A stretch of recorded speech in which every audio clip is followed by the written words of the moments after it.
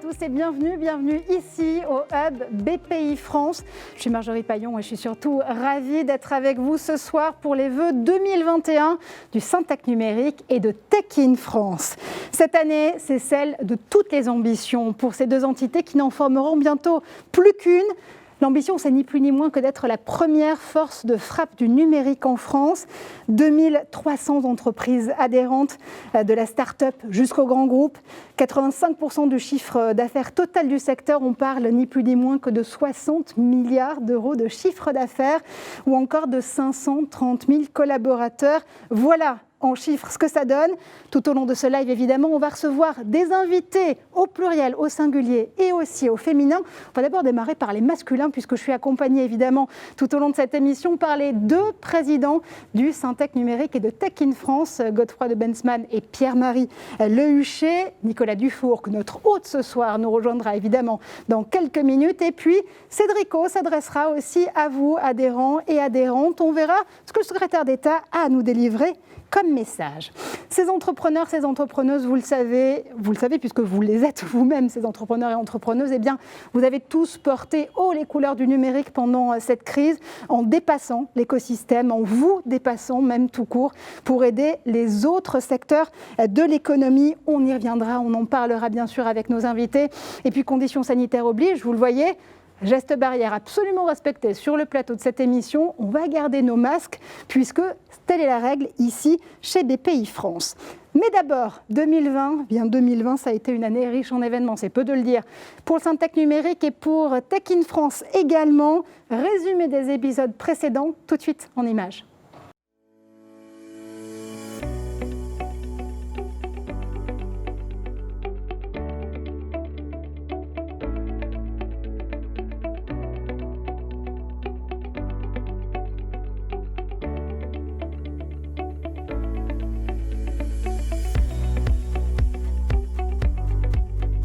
Nous avons, de manière inégalée ou en tout cas incomparable avec ce que nous avions connu en 2008, une volonté de l'État d'investir profondément, d'investir beaucoup d'argent sur la transformation profonde de ce qui fait la force, ou en tout cas les caractéristiques aujourd'hui de l'économie française pour l'aider à s'adapter aux défis du monde qui vient. Pierre-Marie Lehuchet, qui préside Tech in France, avec qui on travaille de plus en plus la main dans la main. Syntec Numérique veut être et doit être un acteur qui fait fonctionner notre écosystème où il y a beaucoup d'organisations, d'éditeurs, de gens du service qui travaillent eux-mêmes bien imbriqués dans l'écosystème de la santé, de l'éducation, de la ville du futur. On veut avoir effectivement des relations qui sont transparentes avec les organisations, ton organisation, la DGE, etc. Et je pense que la bonne nouvelle, c'est qu'effectivement ça marche. À partir de la modernité, la technologie va isoler, sérialiser, et désenchanter le monde. Moi, de mon point de vue, il me paraît que dans cet enfermement, ça l'a réenchanté.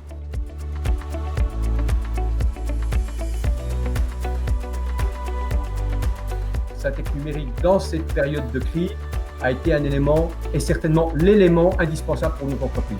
Quand la crise éclate, on se retrouve seuls, tous isolés les uns des autres, à devoir prendre des décisions dans une incertitude totale. Syntec nous a apporté deux choses importantes pendant cette crise. La première, c'est qu'il nous a nourris d'informations au travers de différents outils, que ce soit des webinars, que ce soit des flash infos.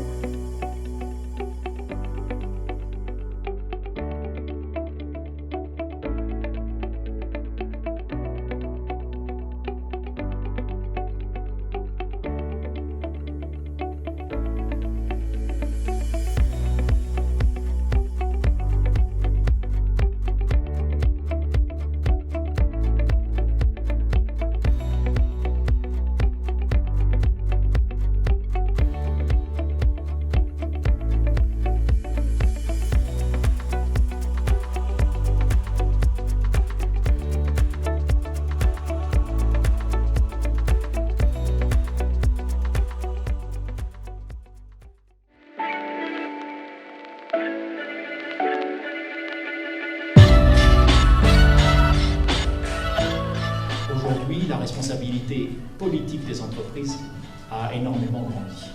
Ce n'est plus une politique uniquement de création d'emplois et d'un environnement de travail.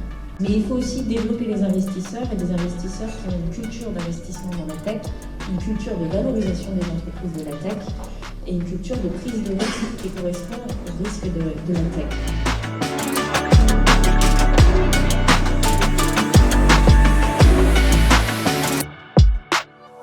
Protection des consommateurs et compétitivité. On a là effectivement une zone de friction pour laquelle le RGPD apporte une réponse qui consiste à fixer un cadre de confiance. Donc c'est une période tout à fait passionnante pour le régulateur. C'est un nouveau régulateur qui épouse son temps et son monde. C'est le régulateur à l'ère du numérique. Le discours qu'on a eu ce matin du directeur général des entreprises nous montre à quel point il y a une matière de réflexion maintenant qui est bien engagée sur ces enjeux de numérique. La souveraineté numérique, elle touche à beaucoup de sujets, notamment en matière de cybersécurité. Il y a la notion de cloud de confiance, de territoire numérique de confiance.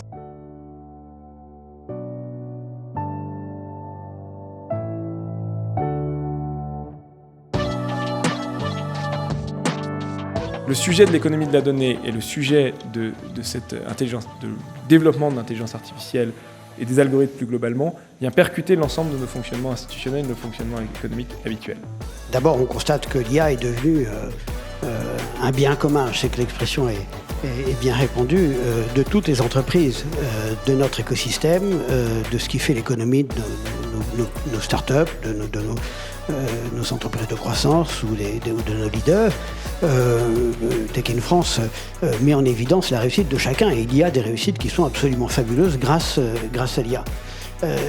Donc ça c'est clair. On a aussi parfaitement pris conscience de l'importance de cet environnement technologique, de la donnée et de la relation avec le monde académique qui est présent ici aujourd'hui, qui n'était pas autant l'an dernier. Donc je les remercie. Il est vrai que on parle souvent des données quand elles sont nombreuses, qu'elles adressent le B2C. On en parle un petit peu moins quand elles sont peu nombreuses. Or, ce sont souvent des situations dans le monde de la maintenance industrielle ou de l'analyse prédictive qui se présentent à nous. Ça veut dire qu'il faut faire progresser la recherche, qu'il faut faire progresser la maîtrise de l'algorithmie. Et pour ça, donc on y est et ça avance.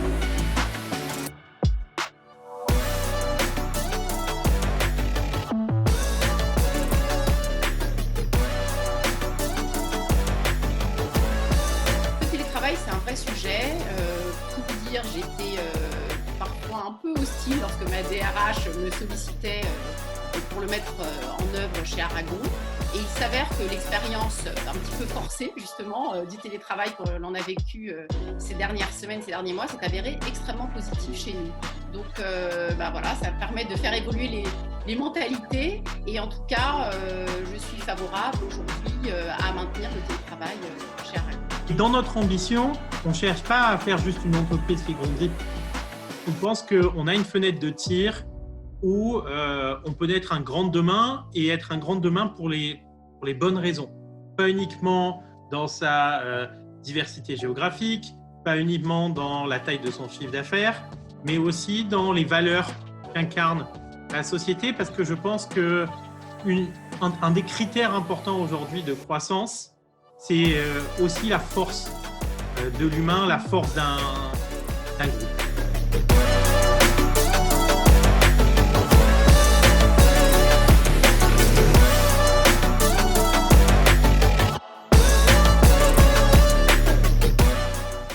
Et puis, si vous voulez intervenir, n'hésitez pas. Comme vous le voyez, on a des intervenants variés dans des tailles de boîtes différentes, mais chacun peut vraiment apporter beaucoup. On peut vraiment s'entraider.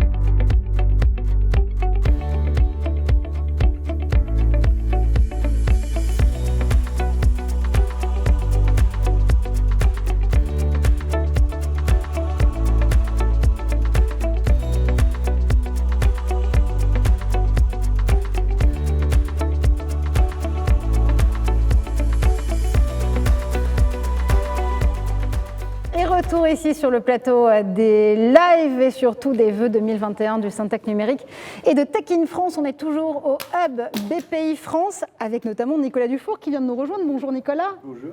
On est ravis évidemment d'être à vos côtés aujourd'hui. Toute petite question puisqu'on célèbre quand même la fin aussi de 2020. 2020 pour vous en un mot, ça a été l'année de tous les dangers. Un mot pour 2020 ? C'est compliqué. Hein. Ah, vous êtes dur là avec moi. Accélération. Accélération. Oui. Je garde accélération et on revient vers vous dans un instant. À mes côtés, toujours évidemment, Godefroy de Bensman pour le Syntec numérique et Pierre-Marie Lehuchet pour Tech in France. Bonsoir messieurs. Bonsoir. Alors, justement, ces 12 mois qu'on a vécu ensemble, on vient de les revoir en images, on a aussi vu vos actions communes. On va essayer de voir le verre à moitié plein, si vous voulez bien, ensemble. Si vous aviez chacun un coup de cœur à retenir sur 2020, ce serait lequel, Godefroy ? Il s'est passé beaucoup de choses, donc je suis un peu comme Nicolas, c'est dur de choisir un coup de cœur. D'abord, moi j'ai été fasciné de voir la motivation et l'implication de nos équipes et de nos adhérents et de tous les gens de l'écosystème pour faire avancer la cause et réagir dans une situation qu'on n'avait jamais rencontrée. Donc ça c'est un bout de coup de cœur. La deuxième chose dont je suis très fier, c'est que le gouvernement vient d'annoncer une mesure qu'on pousse depuis 3 ans qui est au fond, qu'on appelait numérique emploi, qu'ils ont appelé transition collective, je crois, et qui a l'ambition d'aider tous les gens dans des entreprises qui vont changer de job, et on le sait, à se reconvertir tranquillement, sans crise, mais à préparer l'avenir. Et je crois que, pour reprendre ton mot, accélération, on y est, parce que le Covid nous a poussé à accélérer. Donc moi, je suis très... Ça, c'est la chose qui me met du baume au cœur après un an difficile. Transition, collectif, accélération, pour vous aussi, Pierre-Marie ? Alors en effet, il y a beaucoup de choses à dire sur 2020.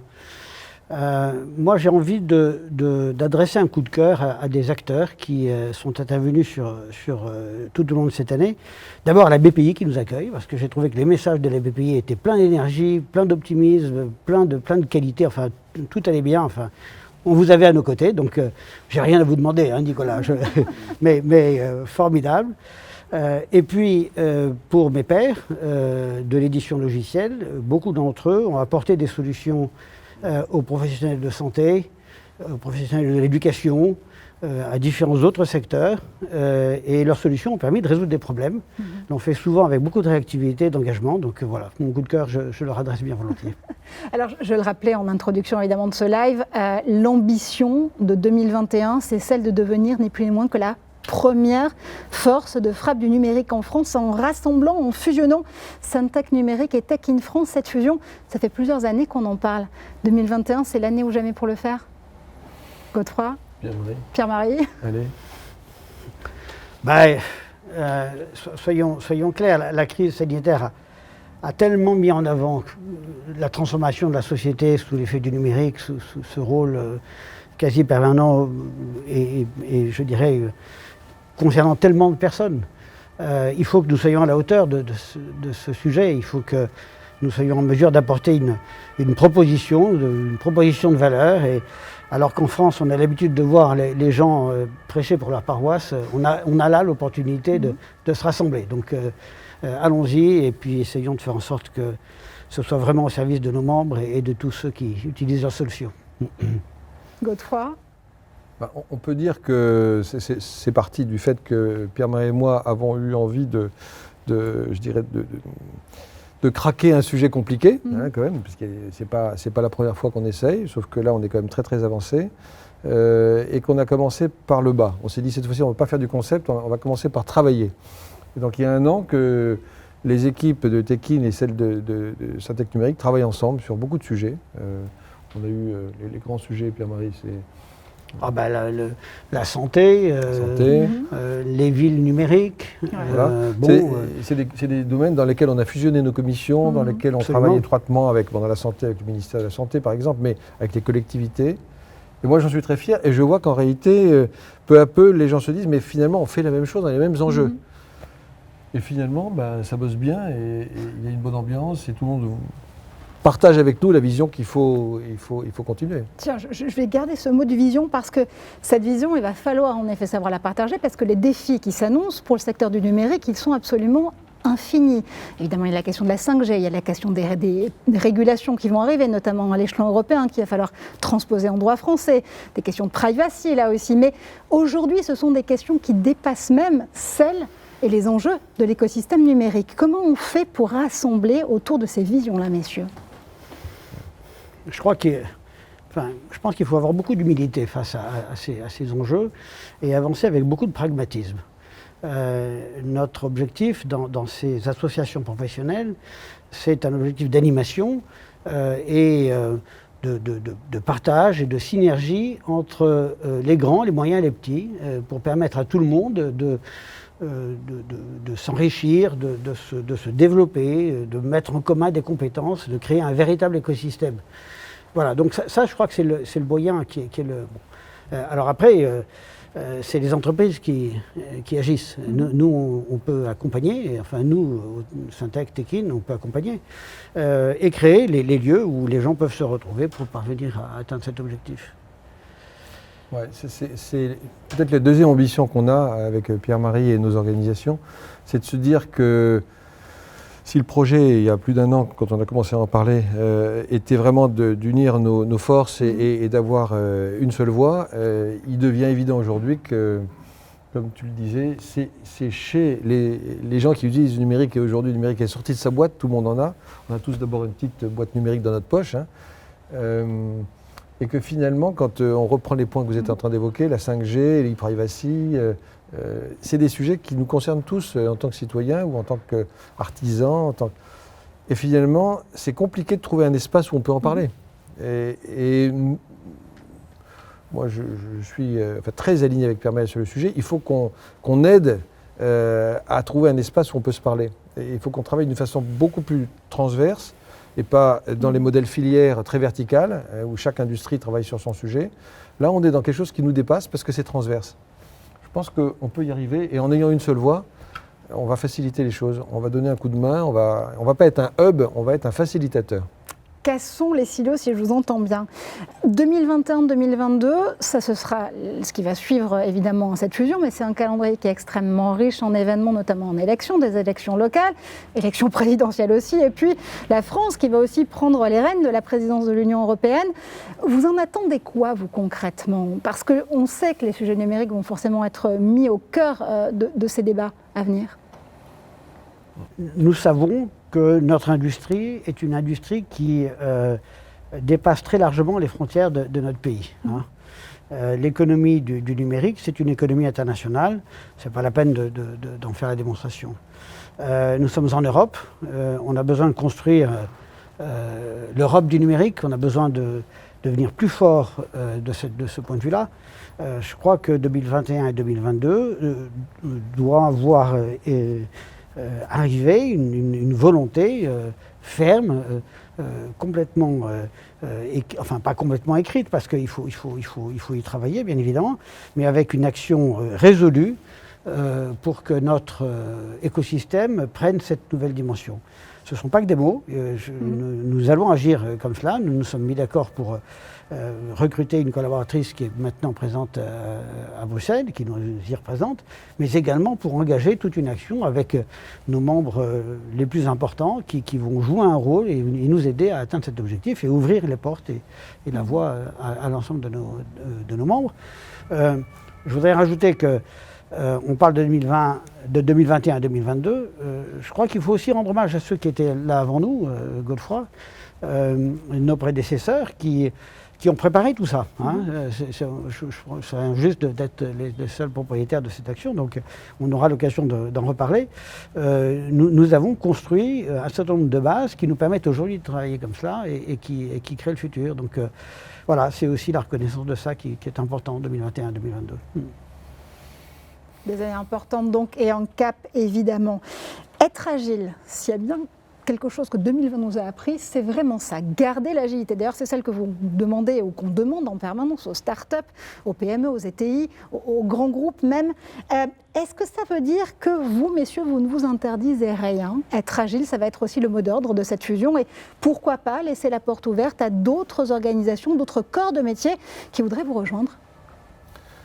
Alors, vous avez raison, on ne s'interdit rien, et puis les circonstances nous montrent qu'il ne faut rien s'interdire. On est assez libre aujourd'hui avec les équipes qui travaillent avec nous pour imaginer la suite, et libre au point qu'effectivement, on veut préparer l'arrivée d'autres qui voudraient se joindre à nous. On a une très forte conviction que les vieux oripeaux que sont Syntec Numérique et Tekin vont disparaître pour quelque chose de nouveau qui va adresser l'énorme ambition qu'on peut avoir aujourd'hui pour le pays. Et pour le pays et pour l'Europe, parce que je crois qu'on ne sera pas juste quelque chose dans notre pays. Je crois qu'on a besoin de devenir une organisation beaucoup plus européenne.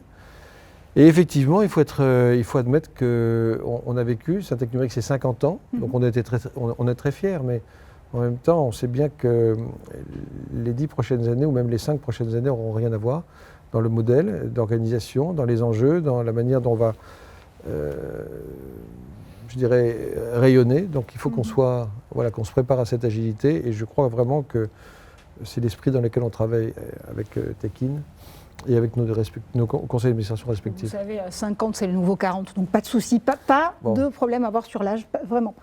Le calendrier, lui, il est vraiment soutenu, parce que si j'ai bien compris, la deadline, pour fusionner, elle va au 30 juin 2021 maximum. Ça veut dire que dès la fin de ce live, vous allez vous mettre au travail, aller voir vos adhérents, vos adhérentes, vos conseils d'administration. Il se passe quoi dans les prochaines semaines ? On était au travail déjà avant ce live, on continue après.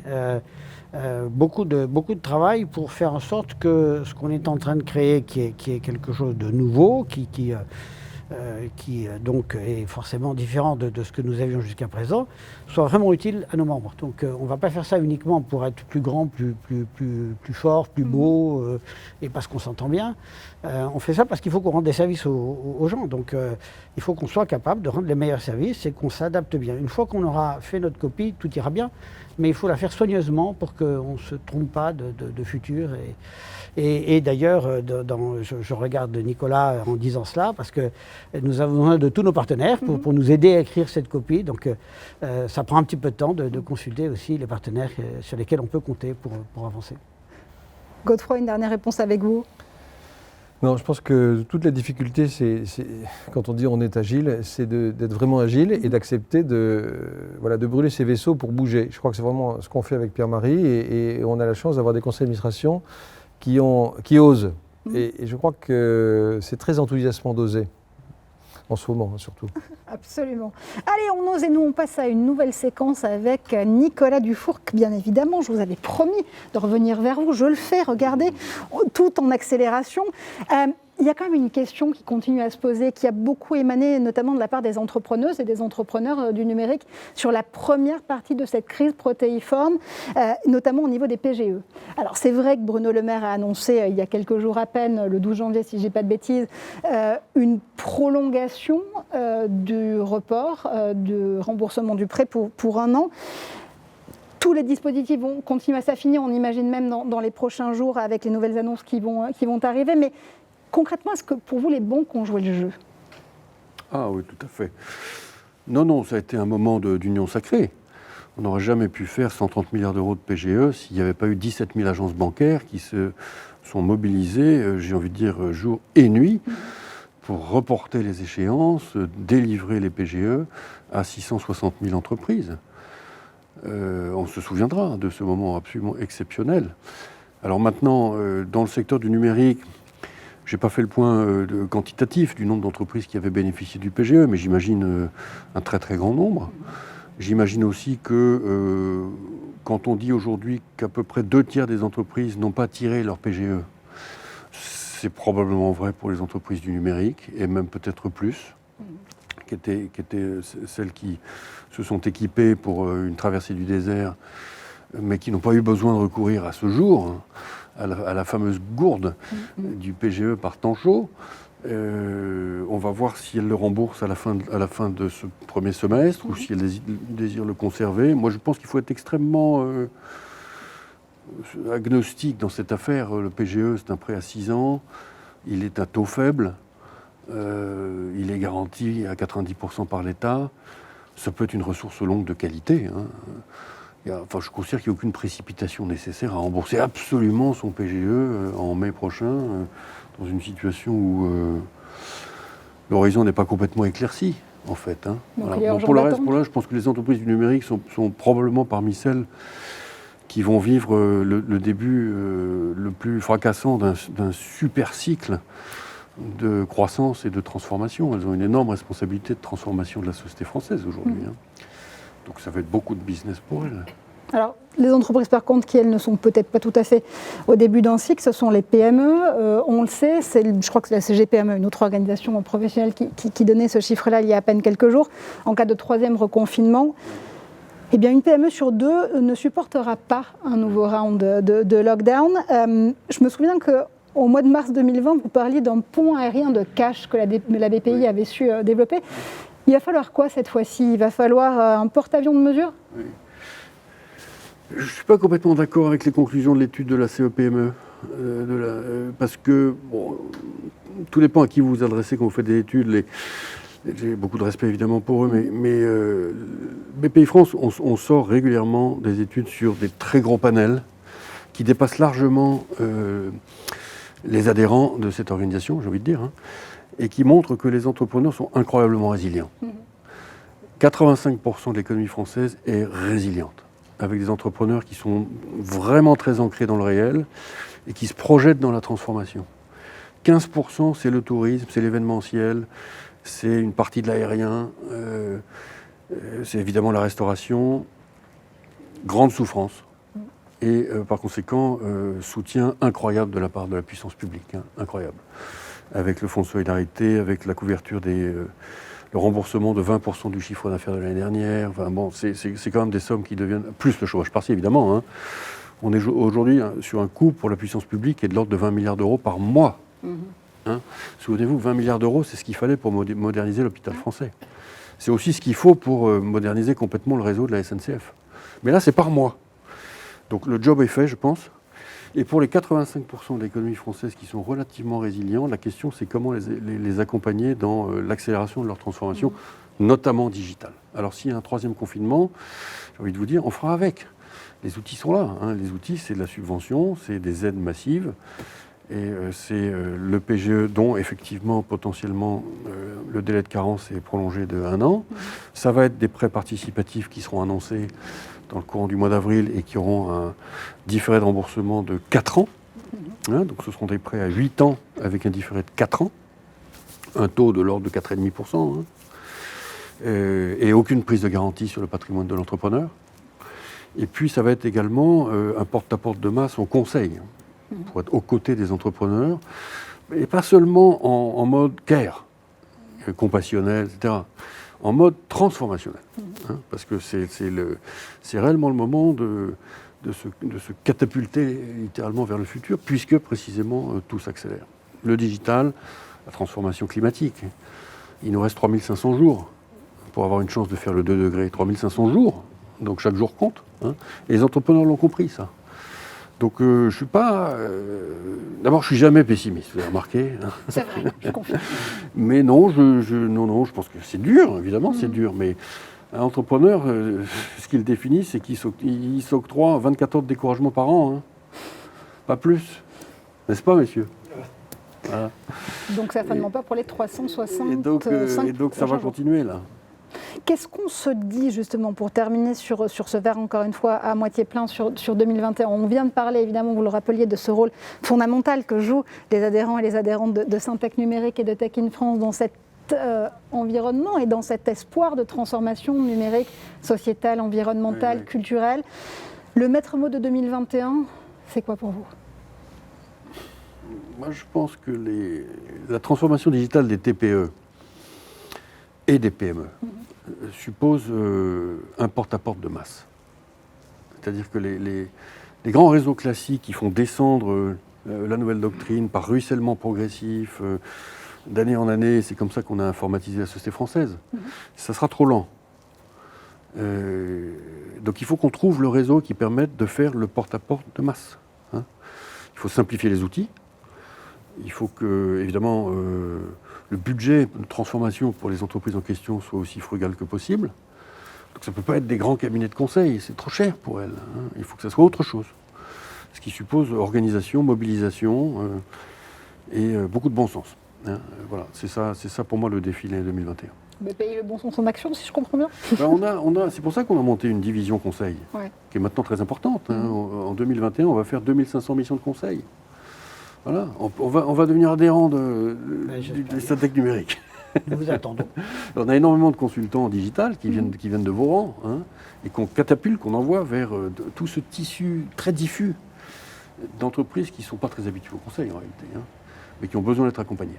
Donc si je comprends bien, on termine cette séquence avec 2301 entreprises adhérentes de Syntec numérique et de Tech in France. Merci infiniment Nicolas d'avoir été avec nous. Merci de nous accueillir ici, évidemment, chez BPI France. Merci messieurs. On vous retrouve évidemment dans quelques minutes, mais d'abord, ils et elles ont agi pendant la crise. Ils ont su contribuer à l'effort collectif et même aller au-delà de leur écosystème pour mieux transformer les autres. Les entrepreneurs et les entrepreneuses de Syntec numérique et de Tech in France ont su le faire dès mars 2020. Ils vont nous rejoindre tout de suite en plateau pour en parler.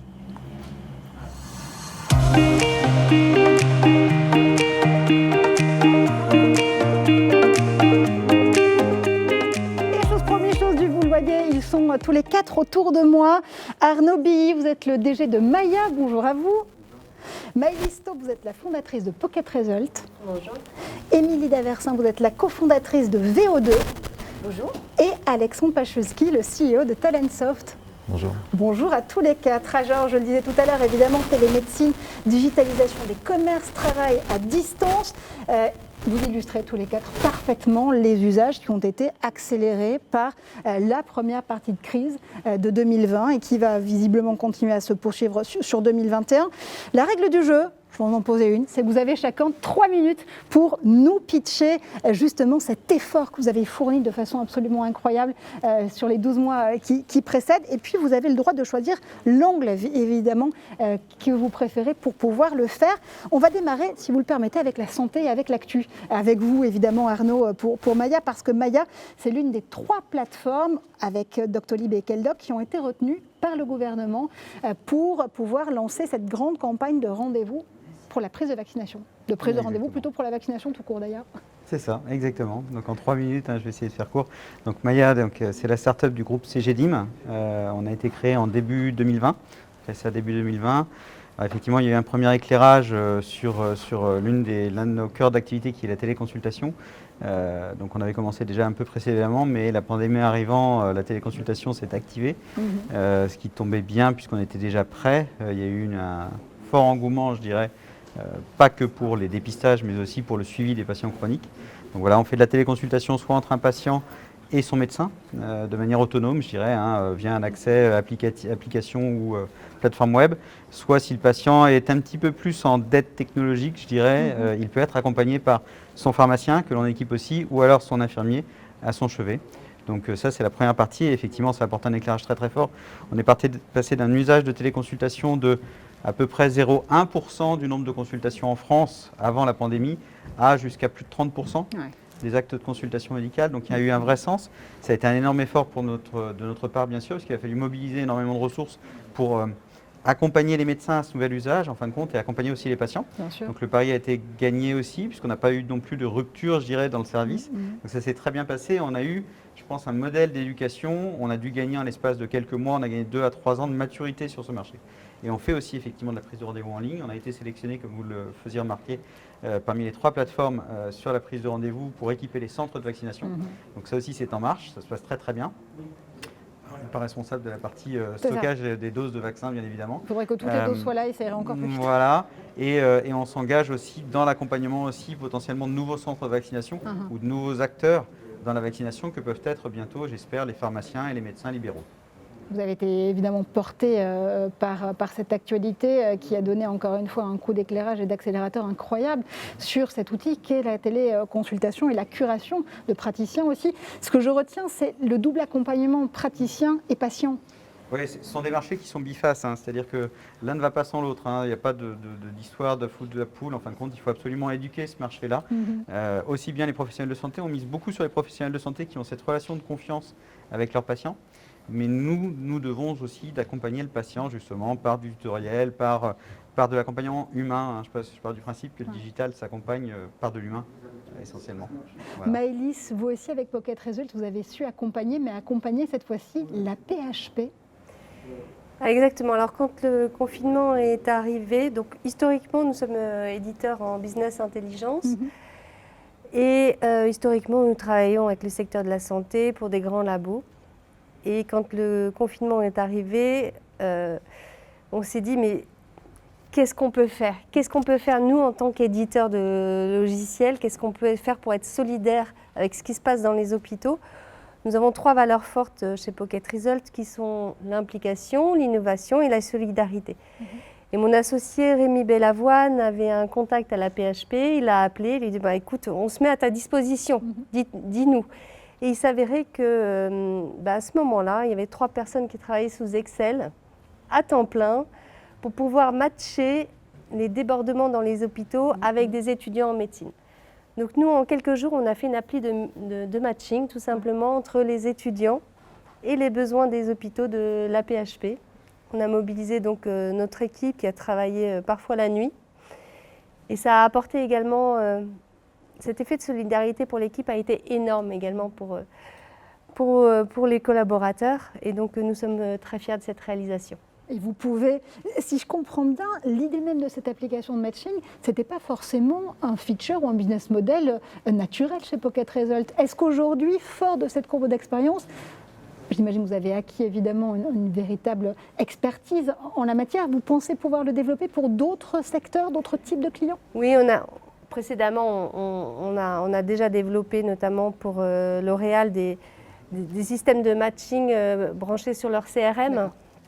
Donc c'est quelque chose qu'on a développé en plus en nouveau pour la PHP, où on intègre maintenant du machine learning. Donc oui, ça a permis bien sûr de développer des nouveaux modules dans notre bibliothèque. 8 hôpitaux de la PHP que vous avez accompagnés grâce à cette application. Merci. Les autres secteurs, les autres usages qui ont été accélérés, vous le savez, c'est notamment le e-commerce. Émilie, je me retourne vers vous pour VO2, puisque avec votre entreprise de services numériques, vous avez su inventer de nouveaux parcours clients et aussi fidélisation, des systèmes de fidélisation réellement efficaces.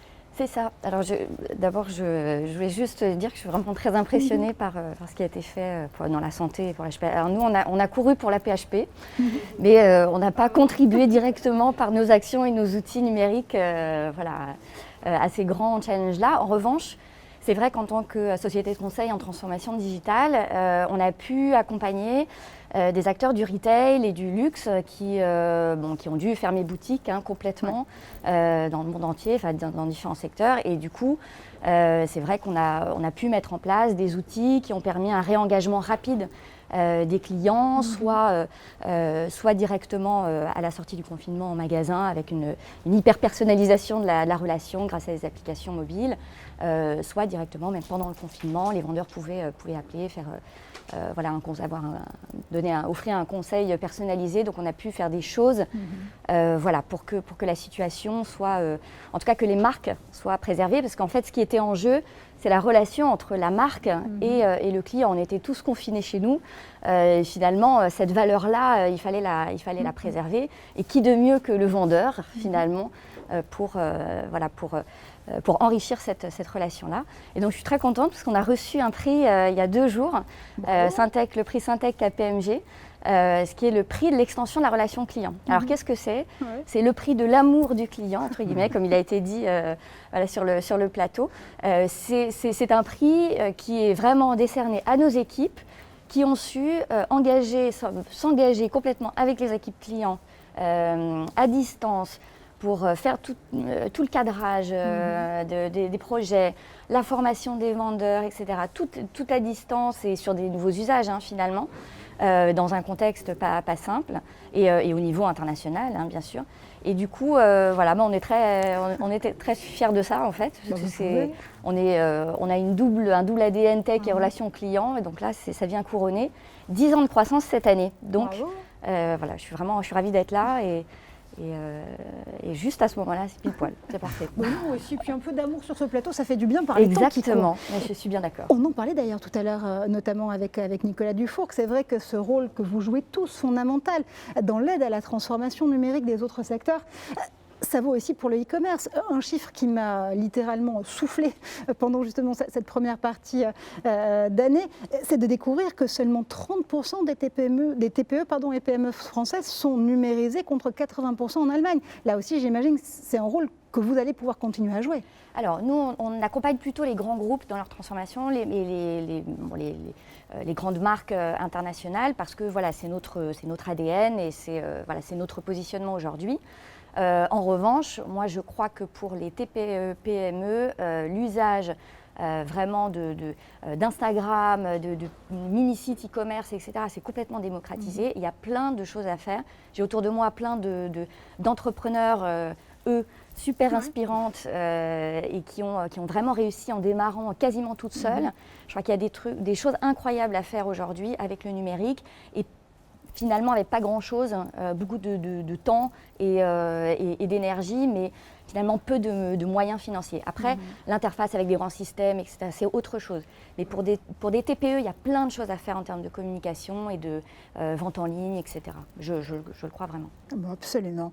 Alexandre, vous, c'est un des autres usages évidemment majeurs qu'on a vu s'accélérer là aussi, que vous avez su accompagner avec Talentsoft, c'est évidemment celui du travail à distance et surtout pour les DRH, du management de talents en remote. Ça change complètement la donne. Effectivement, quand on dit qu'on doit réapprendre à vivre avec la situation actuelle, on doit réapprendre à travailler également. Et avec la distance qui s'est créée du jour au lendemain, si on revient sur le premier confinement, quid de tous les objectifs qui avaient été fixés ? Quid des rapports managériaux, quid de l'engagement des collaborateurs et au-delà de ça, de la culture d'une entreprise. Qu'est-ce que la culture de la France quand tous les cafés sont fermés ? Il en va de même pour les entreprises. Il y a ces rites, ces coutumes qui tout d'un coup disparaissent. Et là, les dispositifs d'apprentissage doivent muter, s'adapter à ce changement et évidemment être agiles, comme ça a été dit tout à l'heure. Donc pour être extrêmement concret, ce que l'on a fait pendant le premier confinement, on a une plateforme qui héberge du contenu de formation. On a mis cette plateforme à disposition, notamment de l'industrie du secteur hospitalier, en créant des contenus de formation pour s'adapter aux nouvelles règles qui étaient en vigueur. Ça, c'est un exemple qui avait trait vraiment au confinement. Et de façon plus large, comment est-ce que l'on va collaborer à distance ? Comment est-ce que l'on va pouvoir s'engager, détecter les projets sur lesquels on a envie de contribuer et créer des nouvelles connexions ? Comment on va aussi admettre ne pas savoir, forcément ne pas avoir nécessairement la solution qui va bien à un problème. Donc, c'est les fameux soft skills dont on parle, d'humilité, de savoir prendre de nouveaux risques. Tout ça, on ne l'apprend pas nécessairement à l'école. Et donc, c'est le rôle des entreprises, finalement, aujourd'hui, que d'aider les citoyens que nous sommes au travail à s'adapter à cette nouvelle donne. Et donc, il est fondamental que des plateformes comme les nôtres contribue vraiment à cet effort de guerre, comme le disait notre président l'année dernière, à minima. Je pense qu'on est sur une réinvention effectivement du travail, de l'expérience du travail, et que s'il n'y a pas les dispositifs d'apprentissage adaptés, ça ne tombe pas tout seul, ça n'est pas si naturel. Et comme vous le disiez, autant ça peut l'être peut-être pour une génération, et encore, ce n'est pas toujours évident non plus, on le voit aujourd'hui avec ne serait-ce que les étudiants, comment ils vivent l'isolement et autres. Je crois qu'on doit avoir, alors c'est lié à la loi Pacte aussi, à la raison sociale des entreprises, on doit vraiment contribuer à ça, c'est au-delà de notre propre entreprise, et on est ravis de le faire et de trouver des nouvelles modalités aussi d'accompagnement par le biais d'accompagnement de fondations ou autres pour les aider dans leurs œuvres. Mais soyons francs, on est entre nous là. En matière surtout de travail à distance, on peut se dire que les coordonnées sont en général les plus mal chaussées. C'est-à-dire que même nous, même vous, entreprise du numérique, il a fallu se mettre en ordre de marche et en remote. Là aussi, j'imagine que vous avez dû échanger avec d'autres adhérents et adhérentes de Syntec et de Techin. Oui, parce qu'il y a une confusion. C'est comme la communication, parce que l'on croit français, on parle français, on croit qu'on est capable de communiquer. C'est la même chose. C'est pas parce qu'on sait ouvrir Teams que l'on sait travailler à distance. Et nous, on était relativement bien lotis, puisque on est dans 15 pays. On outille des clients dans 130 pays, donc le travail à distance se faisait nécessairement parce qu'on ne voyageait pas tout le temps partout dans tous les coins de la planète.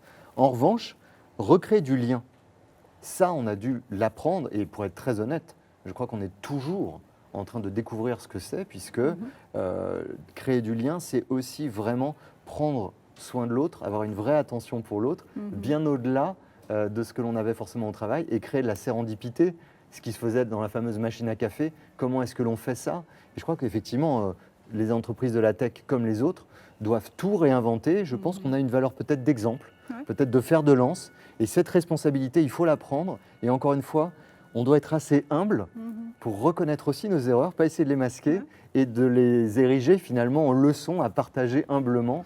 Et c'est une nouvelle posture au travail aussi qu'il faut développer. Et je pense que si on a cet effort solidaire de reconnaître où on s'est trompé et d'apporter au bien commun, je pense qu'on peut aller très vite. Et je pense qu'en France, on a des réels atouts là-dessus. Oui, absolument.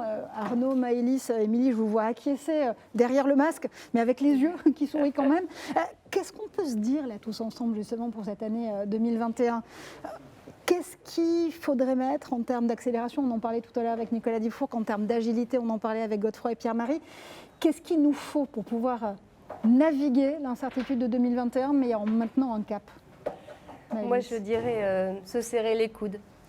C'est le moment ou jamais d'être tous ensemble dirigeants. Ne soyons pas des dirigeants seuls, mais des dirigeants solidaires les uns avec les autres. Arnaud? Sans vouloir paraphraser ce que vous étiez en train de dire, Maëlys, j'étais en train de penser, pour que ça fonctionne encore et encore, faisons attention aux autres aussi. En fait, pour revenir sur ce que vous disiez, on apprend à travailler avec Teams, mais on apprend à travailler aussi à distance. Et je pense qu'on a tous vu les enchaînements de réunions multiples, diverses et variées, heure par heure, en permanence, et sans demander, sans prendre soin de savoir comment vont les gens. Cette notion du café, justement, etc., elle existe difficilement. Donc il faut faire attention, il ne faut pas hésiter à le faire. Les organisations de réunions café, ça semble tout con en fin de compte, mais je pense que ça me semble essentiel pour le bien-être des gens et à retenir aussi qu'on n'a pas tous les mêmes facilités de télétravail, pas les mêmes moyens logistiques. Et il faut avoir conscience de ça. Donc il faut penser aux autres dans ces cas-là de plus en plus, je pense. Absolument. On serre les coudes, on pense aux autres, Émilie. Oui, alors, mais on s'appuie aussi sur ce qui va bien. C'est-à-dire que j'entends beaucoup parler effectivement de solidarité, d'attention à l'autre. Bon, nous, on est une boîte indépendante. On a fait le choix, on n'a pas levé de fonds, on s'est débrouillé tout seul, on va dire. Et donc, c'est vrai que notre mission, c'est d'abord d'aider nos clients.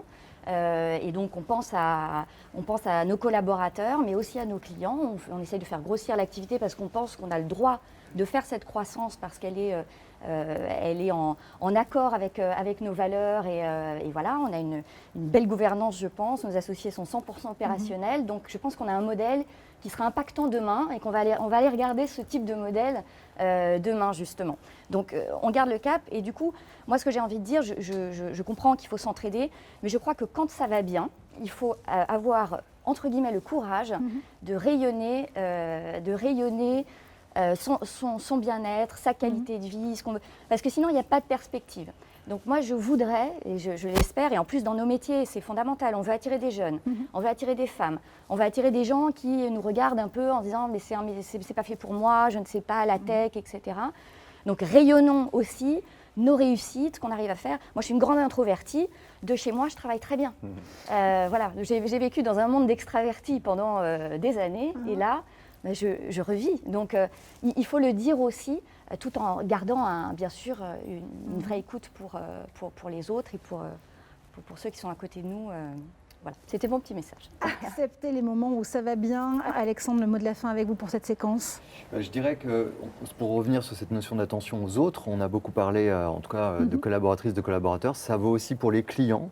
Et la posture d'humilité, elle peut se traduire vraiment par une forme d'industrialisation nouvelle du logiciel, qui est vraiment de la co-construction. À partir du moment où on reconnaît qu'on n'a pas toutes les solutions préfabriquées et qu'en tant que fournisseur, on ne peut pas sauver toutes les situations, changer la relation client-fournisseur et co-construire avec les clients en écoutant vraiment leurs problématiques, même si parfois elles sont loin de ce qu'on livre, et être capable d'ajuster au fil de l'eau avec eux, je crois que ça rejoint aussi cet effort de solidarité, que d'accepter que parfois ça prenne peut-être un peu plus de temps, mais qu'on ciblera mieux les problèmes, et ça revient effectivement à y arriver ensemble.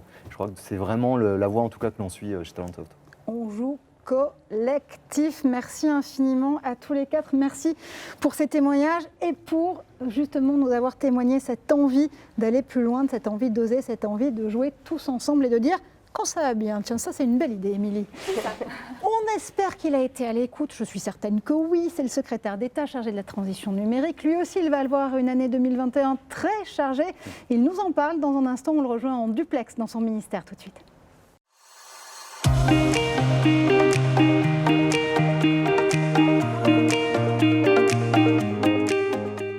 Pierre-Marie Le Huchet revient avec nous, Godefroy Bansman aussi, pour converser avec Cédric O, le secrétaire d'État chargé du numérique, transition numérique, même s'il en est. Bonjour Cédric, vous nous entendez? Vous m'entendez? Absolument. Si je vous demande quand même de retenir une chose de cette année folle, une année dite de résilience pour l'écosystème numérique, ce serait quoi? Bien. Non, si je devais retenir une chose, la perspective peut être un peu différente, mais c'est, je pense, le phénomène d'accélération absolument extraordinaire qu'on a connu dans le numérique et qui a touché tous les secteurs. On sait qu'on avait un écosystème de start-up extrêmement performant. Il a performé cette année encore plus que l'année dernière. Pour la première fois, nous passons devant les Allemands et donc nous sommes les premiers dans l'Union européenne. Mais ce qui m'a vraiment marqué, c'est que ça s'est pas limité à cela. Et le confinement, la nécessité de passer sur des outils numériques de manière extrêmement rapide est venu percuter l'ensemble de notre économie et accélérer la dynamique de transformation. C'est vrai dans les grandes entreprises. J'étais à l'instant avec un certain nombre de très grandes entreprises sur la question de l'économie de la donnée. Mais c'est particulièrement vrai, c'est peut-être le plus symbolique, auprès des TPE-PME, auprès des commerces qui ont dû fermer et passer en e-commerce. Et voilà, je trouve qu'il y a vraiment ça a été vraiment l'année où le numérique a vraiment pris tout son essor. En tout cas, il est apparu à tout le monde à quel point c'était devenu un incontournable absolu de nos entreprises, mais également d'ailleurs de notre société. Bon, l'accélération, c'est définitivement le maître mot de ce live. Pierre-Marie, je crois que vous aviez une question au sujet de la diversité, de la mixité des éléments fondamentaux dans l'écosystème numérique. Oui, alors d'abord, bonsoir Monsieur le Ministre, bonsoir Cédric. Bonsoir. Merci d'être avec nous pour ces vœux qui sont importants, puisqu'on les veut avec Syntec et tu sais tout le travail que nous faisons ensemble. Le sujet de la mixité est un sujet important pour nous. Syntec et Techin ont beaucoup travaillé pour essayer d'améliorer justement ce niveau de mixité dans nos métiers. Je crois qu'on travaille aussi chacun dans nos entreprises dans cette perspective. On fait beaucoup donc, mais on arrive à des résultats et c'est forcément pas parfait, il y a encore beaucoup de choses à faire. Est-ce que tu as des projets, est-ce que le gouvernement a des projets dans cette direction? Comment vous pourriez nous aider, comment vous pourriez nous accompagner pour aller encore plus loin et être encore plus performants sur ce sujet? Oui, je pense que la question de la diversité est un des très gros sujets de l'écosystème numérique pour les années à venir. Je pense qu'on le voit, le numérique se répand, se propage, les entreprises grandissent. Il y a encore une trop forte endogamie de cet écosystème et je pense qu'on doit vraiment, mais c'est d'abord, il faut le faire avec les entreprises évidemment, s'atteler à ce problème-là. C'est un problème d'égalité évidemment et de soutenabilité de l'écosystème technologique. Hein. Je pense que ça ne sera pas soutenable à long terme dans notre société qu'il n'y ait qu'un seul type de profil sociologique au sein de cet écosystème qui prend de plus en plus de place. Mais c'est aussi une question de performance. J'ai eu l'occasion de le dire à plusieurs reprises. Si on regarde les profils des personnes au sein des très grandes entreprises du numérique américaines, y compris à leur tête d'ailleurs, il y a quand même beaucoup de personnes qui ne sont pas du même profil sociologique, même si parmi les créateurs de start-up c'est très Ivy League. Et je pense que voilà, on en a besoin aussi pour être plus performant, pour continuer à recruter. Et donc c'est vraiment quelque chose sur lequel je souhaite saisir les entreprises du numérique, mais également évidemment Techin et le Syntec cette année. Je pense qu'il faut qu'on se mette en position de se dire, ok, qu'est-ce qu'on fait concrètement pour faire en sorte de faire progresser ce sujet. Je pense qu'il y a eu une prise de conscience dans les derniers mois et l'année dernière, notamment sur la question de la mixité. Donc, il y a des choses qui sont en cours. En tout cas, je pense que c'est devenu un réflexe dans la tête d'un certain nombre de chefs d'entreprise. Je pense que la question de la diversité, c'est vraiment la question qui est encore devant nous. La diversité, je dirais même les diversités d'ailleurs à l'honneur pour pouvoir faire bouger l'écosystème. Il y a quelque chose qui va faire bouger l'écosystème, et ça c'est à l'échelon européen. Évidemment, ça va être une année extrêmement chargée, notamment d'un point de vue de la régulation. Il y a des textes qui sont en train d'être affinés par le commissaire Thierry Breton de l'autre côté de Bruxelles, la DSA, la DMA. Et puis la France, évidemment, va prendre la tête du Conseil de l'Union européenne dans quelques mois. Ça veut dire quoi, Cédrico? Ça veut dire que les challenges, ils sont placés sur quelle dimension exactement de la régulation? Alors, d'abord, dire la première chose, il y a une forme de passion française pour la régulation, qui est naturelle, qui est normale, mais juste rappeler, et je pense que c'est important de le rappeler, que si on veut être à la table de ce qui compte, si on veut faire en sorte de contrebalancer la puissance économique de certaines très grandes entreprises américaines ou chinoises, d'abord, il faut performer au niveau économique, et donc il faut faire émerger et transformer nos propres entreprises. Premier élément qui n'est pas totalement une réponse à la question, mais que je souhaite rappeler à chaque fois, car il n'y a pas que la régulation dans la vie. Toutefois, la régulation, elle est absolument indispensable. Je veux d'ailleurs plutôt me concentrer sur la question du Digital Market Act, parce que l'autre texte est absolument essentiel, mais touche à d'autres sujets sur les contenus, la démocratie. Je pense qu'on ne peut que constater qu'il y a eu l'émergence d'entreprises quasi monopolistiques ou oligopolistiques dans le champ du numérique, et que cela pose des problèmes économiques, cela pose des problèmes en matière d'innovation, cela pose des problèmes en matière de compétition, cela pose des problèmes en matière d'enfermement dans un certain nombre d'écosystèmes, de souveraineté aussi, mais ça pose aussi des problèmes démocratiques compte tenu de l'empreinte de ces grandes entreprises. Et c'est pour ça que la France d'abord a été énormément active pour faire en sorte qu'on mette à jour nos règles de régulation économique. Il y a eu ce texte du Digital Market Act présenté par Thierry Breton et Margrethe Vestager mi-décembre, et c'est maintenant un texte qui est un des objectifs majeurs, avec le DSA d'ailleurs, de la présidence française de l'Union européenne. Il y a des propositions extrêmement fortes sur la table en termes de régulation ex ante, en termes de pratiques interdites, en termes d'interdiction des acquisitions prédatrices. J'ai eu l'occasion cette semaine de parler avec mon homologue néerlandaise, avec mon homologue portugais puisque le Portugal est à la présidence de l'UE ce semestre, et on va continuer à travailler pendant l'année qui vient. Je pense que ce texte peut être un texte les plus importants en termes de régulation économique depuis, dans les 30 ou 40 dernières années. Il faut absolument qu'on le fasse déboucher. Je pense que c'est vraiment une question vitale. Autre chose à faire déboucher, si je peux prendre cette expression, c'est évidemment le plan quantique qui a été présenté la semaine dernière par le président de la République. 1,8 milliard d'euros sur 5 ans pour hisser la France comme une des 3 nations premières en matière de technologie quantique. Là aussi, le pari il est grand. Est-ce qu'on va y arriver ? Alors, non seulement on peut y arriver, mais on va y arriver. Ce qui est intéressant avec la technologie quantique, c'est qu'on est dans le jeu et on peut jouer. Et c'est, je pense, que ce qu'il faut retenir. On a parmi les meilleurs chercheurs du monde, et d'ailleurs probablement les meilleurs chercheurs du monde en Europe et en France. Ces chercheurs sont encore là, ils ne sont pas partis.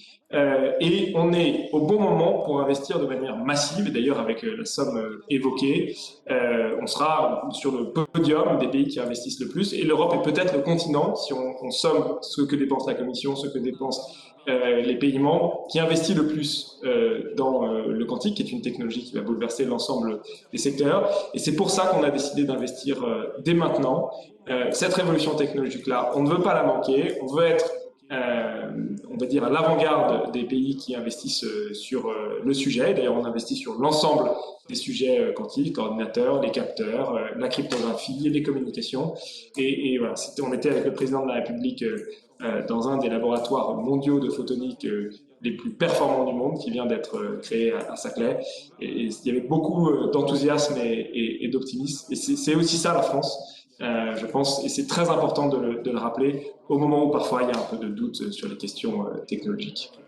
Une révolution à ne pas manquer, dites-vous, oui, mais il faut aussi que ceux et celles qui doivent avoir accès au numérique ne la ratent pas, cette révolution. C'est une question d'inclusion, ça, Godefroy ? Oui, l'inclusion, c'est un sujet sur lequel on est tous, je dirais, très concernés. On a plusieurs fois d'ailleurs discuté avec toi, Cédric, de ce sujet, de comment on fait pour toucher des régions qui ont un peu de mal à se désenclaver. On est avec Tekin très présent dans les régions, on a des délégations régionales un peu partout, et on travaille justement à apporter le numérique et l'ouverture partout où on le peut. Maintenant, la question, c'est qu'on ne va pas le faire tout seul, et donc comment tu vois ça, comment on peut travailler ensemble? L'inclusion, elle est indispensable parce que, en fait, on voit qu'on a un doute sur les questions technologiques. Une partie des Français, d'ailleurs, dans les entreprises, c'est vrai aussi, se sentent laissés de côté. Nous, on a mis sur la table un très grand plan pour l'inclusion numérique cette année dans le cadre du plan de relance, 250 millions d'euros, 4000 conseillers numériques partout sur les territoires. J'étais encore aujourd'hui dans l'Ain pour déployer ces personnes qui doivent accompagner les Français, mais aussi les TPE, PME dans leur transition numérique. Et je pense qu'on doit travailler avec les entreprises du secteur qui peuvent accompagner, donner, faire du mécénat de compétences, des choses comme ça. Je pense qu'il y a deux sujets. Il faut être à l'avant-garde de la révolution technologique et en même temps faire en sorte qu'on s'assure que tout le monde en bénéficie, tout le monde bénéficie des opportunités. Faute de quoi, le risque, c'est qu'on ait des mouvements de réaction, des mouvements de colère, comme on a pu le voir, sur la question du progrès, sur la question de la technologie. Et il est absolument indispensable d'avoir tout le monde à bord. Merci infiniment, Cédrico. On vous rend à votre agenda parce que je crois que vous devez déjà filer sur un autre engagement. Merci en tout cas d'avoir été avec nous, d'avoir fait un détour par le plateau, par duplex interposé du live des vœux 2021 du Syntec numérique et de Tekin France. Messieurs, évidemment, vous restez avec moi parce que c'est presque la fin de cette émission. Je voudrais quand même, à la fin de ce live, avoir un mot d'ensemble avec vous. Qu'est-ce qu'on peut adresser aux adhérents et aux adhérentes Syntec numérique, Tekin France? Qu'est-ce qu'on leur dit pour 2021? D'abord, ce n'est pas Syntec numérique, Tekin France, c'est Syntec numérique et Tekin France. On a le nom du projet, on peut le dire. Est-ce qu'on peut dévoiler le nom du projet? C'est amusant, donc tu peux expliquer. Bon. Donc c'est Mauresque, mais c'est Pierre-Marie qui l'a trouvé. Pourquoi c'est Mauresque? Parce que dans le Sud, on aime bien boire une certaine boisson qui était faite à base de pastis. Alors bon, ça tout le monde le sait, mais quand on y rajoute du sirop d'orgeat, ça donne une Mauresque et c'est encore meilleur. Et c'est un peu comme ça qu'on a voulu illustrer notre projet. Enfin, je crois que c'est toi qui l'avais trouvé quand même. Hein. Moi, je parlais du pastis, c'est toi qui as parlé. Je vais être obligée de vous dire qu'il faut quand même le consommer avec modération, sinon on m'en voudra. On n'aurait pas le droit d'en parler, oui. Non, mais moi, je dirais qu'on a une formidable opportunité pour changer de braquet, pour rentrer dans une nouvelle ère, pour se féliciter de tout ce qu'on a fait, tout ce qu'ont fait nos prédécesseurs, ce que tu disais tout à l'heure. Je crois qu'on n'est pas là, on n'a pas fait avec nos petits bras tout ce qui est sur... Tout ce qu'on a pu constater d'ailleurs en 2020 de nos organisations, c'est vraiment des années de travail. Mais en revanche, on va construire autre chose. Et moi, je trouve ça très intéressant et très passionnant. Et je voudrais que nos adhérents, je dirais, se mettent avec nous dans nos groupes de travail, dans les réflexions qu'on peut avoir ensemble. Et très vite, passent par-dessus ces histoires qu'on a pu avoir pour en construire d'autres. Et donc, on peut reprendre Accélération, on peut reprendre Osons, je ne sais pas, mais voilà. Oui, bon, moi tout ce que tu viens de dire, je le porte tout à fait, avec beaucoup d'enthousiasme. Ce que je voudrais dire à chacun, c'est on voit bien que nous, professionnels du numérique, on a une forte responsabilité. On a parlé, on a dit que le numérique jouait un rôle important dans notre société, mais il est tellement à l'origine d'une transformation de cette société que nous, patrons de ces boîtes, on doit assumer cette responsabilité et bien comprendre quel est le sens que ça apporte dans la société. Il faut qu'on le fasse tous ensemble, évidemment, et c'est ça qui est enthousiasmant. C'est facile d'en parler, c'est plus difficile de le faire. Le challenge est important, il est élevé, et on voit que ça touche tellement de secteurs. Voilà, donc il faut qu'on dise bonne année, non, quand même? Oui, quand même un peu, oui, ça se fait, cette saison. Je veux bien qu'on enlève le masque une minute, on n'a pas le droit normalement, si j'arrive à On est un peu ici chez nous, mais je pense qu'on n'a vraiment pas le droit, pour le coup. On me fait des grands signes en me disant non. On n'a pas le droit. Enfin, voilà, on vous dit bonne année. C'était bien nous et bonne année. Merci, messieurs, merci d'avoir... Décidément, on ose tout sur ce plateau. On ose absolument tout sur ce plateau, vous l'avez compris. Merci à vous, donc, messieurs, pour vos vœux, pour vos perspectives, pour cette cette ambition fusion. On tiendra donc le calendrier. Rendez-vous dans les prochaines semaines pour les prochaines étapes. Merci à tous nos invités au pluriel, au singulier, au masculin, au féminin pour leur perspective là aussi et leur présence. Merci à vous derrière votre écran pour avoir suivi tout ce live des vœux et pour votre participation. Et puis un merci tout particulier à toutes les équipes de Tech in France et de Syntec Numérique pour l'organisation de ce direct. On se retrouve très bientôt, j'en suis certaine, et encore une fois, bonne année 2021.